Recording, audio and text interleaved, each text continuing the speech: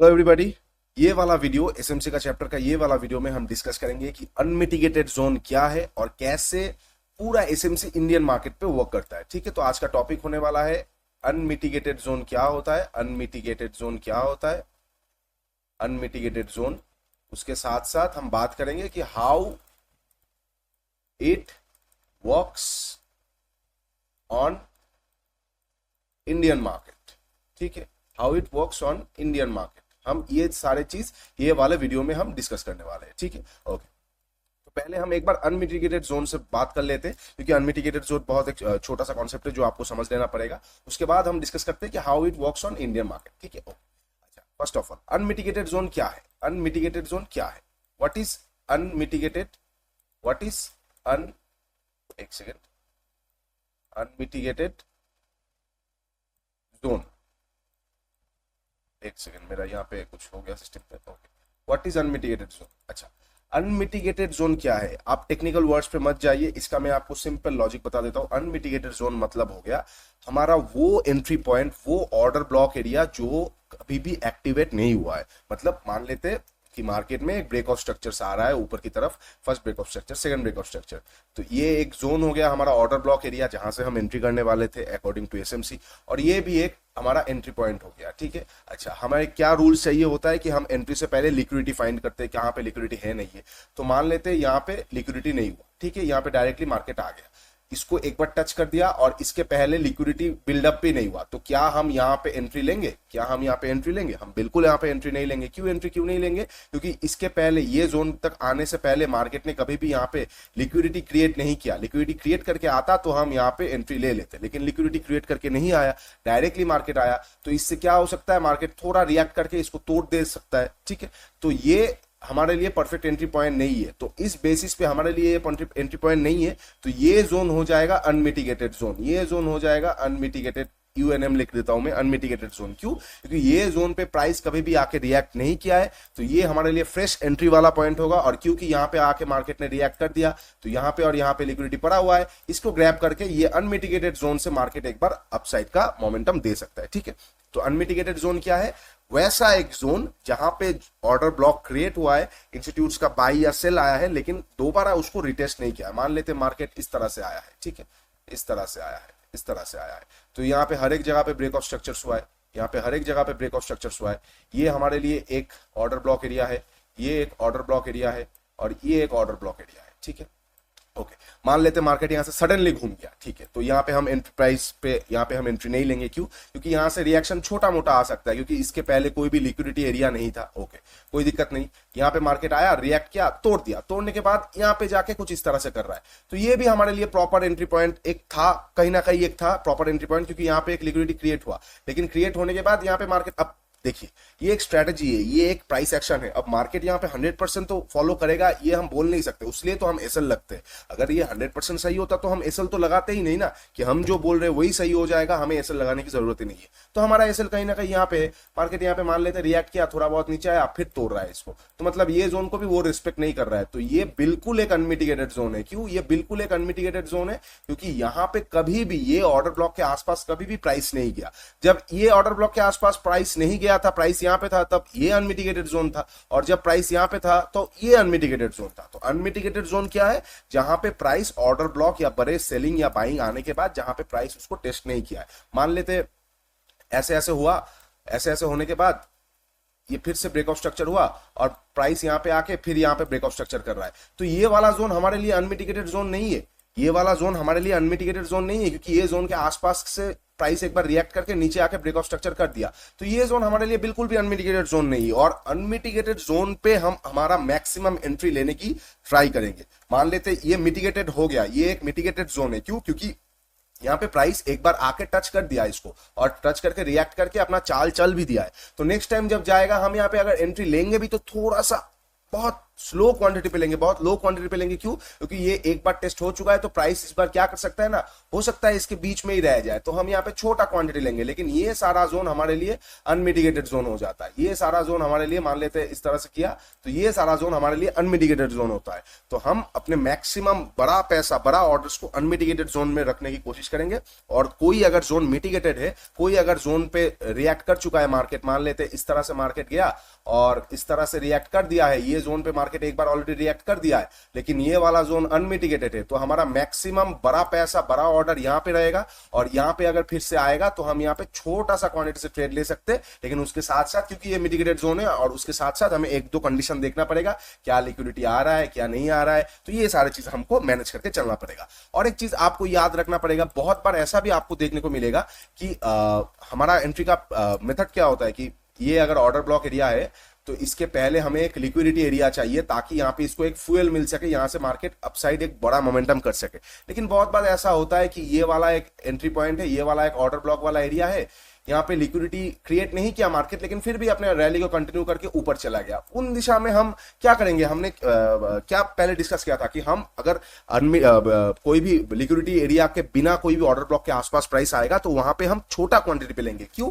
ये चीज सिर्फ और सिर्फ इंडियन मार्केट पे काम करता है। यही चीज अगर फॉरेक्स मार्केट होता तो हम इसको देखते भी नहीं, तो क्या करता मार्केट, कहीं ना कहीं फिर से हमारे जोन के आसपास आ जाता, जो कि मेन जोन हो जाता। लेकिन क्योंकि इंडियन मार्केट पे बहुत सारे चीज आपको फैक्टर्स अलग अलग देखने को मिलता है, तो हम कभी भी कोई भी एंट्री पॉइंट को मिस नहीं करते। भले ही वहां पे छोटा क्वांटिटी लेते, लेकिन मिस नहीं करते। क्यों? क्या होता है ना, क्योंकि इंडियन प्राइस अलग अलग चीजों पे रिएक्ट करता है। न्यूज हो गया, कुछ स्टॉक्स का बेसिस पे हो गया, जैसे यूएसडी आईएनआर। यूएसडी आईएनआर क्या है? यूएसडी आईएनआर प्योरली फॉरेक्स है, यूरो यूएसडी प्योरली फॉरेक्स है। तो वहां पे उसका सेक्टर, जो भी डिपेंडेंट सेक्टर्स है, वो सिर्फ और सिर्फ अपना फॉरेक्स मार्केट के ऊपर बेस करता है। लेकिन निफ्टी में अगर आप ट्रेड कर रहे हैं, निफ्टी के लिए 50 शेयर, निफ्टी 50 में ट्रेड कर रहे हैं, तो 50 शेयर के ऊपर वो डिपेंड करके चल रहा है। अगर मान लेते ये जोन के पहले, मान लेते ऐसा कुछ सिनेरियो हुआ, ठीक है, मार्केट ये आपके लिए एक ऑर्डर ब्लॉक एरिया है, मार्केट यहाँ पे लिक्विडिटी क्रिएट किया, फिर आ रहा है, तो बहुत अच्छी बात से आप एंट्री ले लेंगे। लेकिन मान लेते मार्केट ने यहाँ पे कोई भी लिक्विडिटी क्रिएट नहीं किया, डायरेक्ट आ रहा है, तो अगर डायरेक्ट आ रहा है तो इसका मतलब क्या है, हम एंट्री नहीं लेंगे। यही तो हमें एसएमसी बोल रहा है। लेकिन हम इंडियन मार्केट पे क्या करेंगे, हम वहां पे एंट्री लेंगे, छोटा सा क्वांटिटी से एंट्री लेंगे। क्यों? क्योंकि मान लेते हैं ये निफ्टी 50 और रिलायंस में कुछ न्यूज आ गया, रिलायंस का मर्जर का न्यूज आ गया, तो रिलायंस बहुत फास्ट ऊपर जाएगा, तो इसमें क्या होगा ना, निफ्टी भी बहुत फास्ट ऊपर चला जाएगा, लिक्विडिटी भले रहे या ना रहे, क्योंकि रिलायंस में पुश आ गया, एक हैवी वेट में पुश आ गया। इसलिए हम यहाँ पे आधा क्वांटिटी लेते हैं, ताकि कोई भी हमें रैली मिस ना हो। ठीक है, इस तरह से हम इंडियन मार्केट पे वर्क करते हैं, और मैं पूरा आप लोगों को बताऊंगा और सारी चीज जो इंडियन मार्केट पे देखना पड़ेगा। ठीक है, तो अनमिटिगेटेड जोन क्या है? वो ऐसा एक जोन, वैसा एक ऑर्डर ब्लॉक एरिया, वैसा एक इंस्टीट्यूट वाला एरिया, जहां पे प्राइस पहले रिएक्ट नहीं किया है, मतलब दोबारा रिएक्ट नहीं किया है, दोबारा प्राइस वहां पे आया नहीं है। ये अगर ऑर्डर ब्लॉक है, तो ये हमारा अनमिटिगेटेड है, जब तक इसको टच नहीं करेगा तब तक। ओके, ठीक है, ये हो गया अनमिटिगेटेड जोन का पूरा डिस्क्लेमर। और मैं अगर इसको आपको चार्ट पे दिखाना चाहूँ, तो मैं आपको एक बार बैंक निफ्टी में जोन पे दिखा देता हूं। जैसे मान लेते ये हमारे लिए हो गया एक अनमिटिगेटेड जोन। ठीक है, इसको मैं व्हाइट कर देता हूँ, व्हाइट जोन कर देता हूँ। ये हमारे लिए हो गया एक अनमिटिगेटेड जोन। ठीक है, ओके। उसके साथ साथ हम अगर मानेंगे, ये हमारे लिए हो गया एक अनमिटिगेटेड जोन। ठीक है, लेकिन ये हमारे लिए और अनमिटिगेटेड जोन नहीं है, ये हमारे लिए और अनमिटिगेटेड जोन नहीं है। क्यों? क्योंकि आप यहाँ पे ध्यान से देखेंगे, यहाँ पे ध्यान से देखिए, प्राइस नीचे आया, ऊपर गया, ब्रेक ऑफ स्ट्रक्चर हुआ, ऊपर गया, ब्रेक ऑफ स्ट्रक्चर हुआ, पॉसिबल एकदम 3 बहुत अच्छा ब्रेक ऑफ स्ट्रक्चर हुआ, यहाँ पे भी एक ब्रेक ऑफ स्ट्रक्चर हुआ था। तो कहीं ना कहीं ये हमारे लिए अनमिटिगेटेड जोन है, क्योंकि ये जोन के आसपास प्राइस गया नहीं।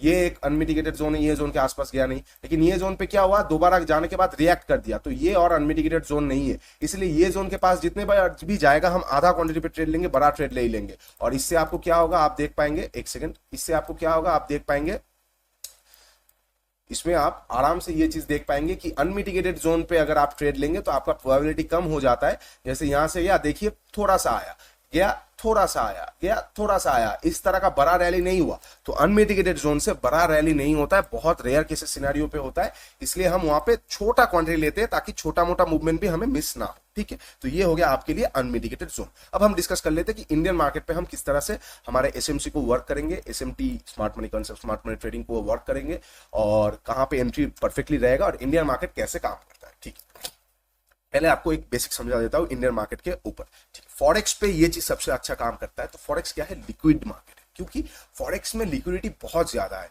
मतलब अगर निफ्टी या बैंक निफ्टी में 100 क्वांटिटी पे ट्रेड हो रहा है, तो फॉरेक्स पे वहां पे 1 लाख क्वांटिटी पे ट्रेड हो रहा है। क्यों? क्योंकि फॉरेक्स वर्ल्ड वाइड का मार्केट है। यूएसए, यूरोप, इंडियन मार्केट, आपका कोई भी दुनिया का हर एक मार्केट फॉरेक्स पे ट्रेड कर रहा है। तो बहुत वहां पे लिक्विड मार्केट है, बहुत ऑर्डर पड़ा हुआ है। उसके साथ साथ फॉरेक्स क्या होता है, 24 आवर्स ओपन रहता है, कोई गैपिंग का सिनेरियो नहीं होता है। हमारा इंडियन मार्केट क्या होता है, यहाँ पे 6.5 आवर सिर्फ ओपन होता है, 9:15 से लगभग 3:30 बजे तक। तो वही 6 से 6.5 घंटे के बीच में हमारा इंडियन मार्केट ओपन होता है। तो इसके 4 गुना टाइम फॉरेक्स मार्केट ओपन रहता है। आप सोच सकते हैं ना कितना लिक्विड है इंडियन मार्केट से। तो इसीलिए फॉरेक्स मार्केट पे क्या होता है, मान लेते एक ब्रेक ऑफ स्ट्रक्चर हुआ है, तो अकॉर्डिंग टू रूल्स ये आपका ऑर्डर ब्लॉक वाला एरिया है, यहाँ पे बड़ा पैसा आया था, तो मार्केट मान लेते यहाँ पे कोई इस तरह का सिनेरियो, फेक सिनेरियो, एक इंड्यूसमेंट क्रिएट किया। तो यहाँ पे इंड्यूसमेंट क्रिएट होने के बाद मार्केट क्या करेगा, यहाँ पे लिक्विडिटी भी क्रिएट किया, लिक्विडिटी क्रिएट करके इंड्यूसमेंट के आसपास आया, थोड़ा ऊपर गया, फिर अपने ऑर्डर ब्लॉक एरिया से एक बाउंस दे दिया। ये हो गया फॉरेक्स मार्केट का स्ट्रक्चर। क्यों? क्योंकि फॉरेक्स में कोई किसी को जल्दबाजी नहीं होता है कि मार्केट क्लोज हो जाएगा। मार्केट में फॉरेक्स में क्या होता है, यहाँ पे ऑर्डर लगा के वो लोग सो जाते हैं, वो लोग घूमने चले जाते हैं, वो लोग चार्ट को और देखते नहीं।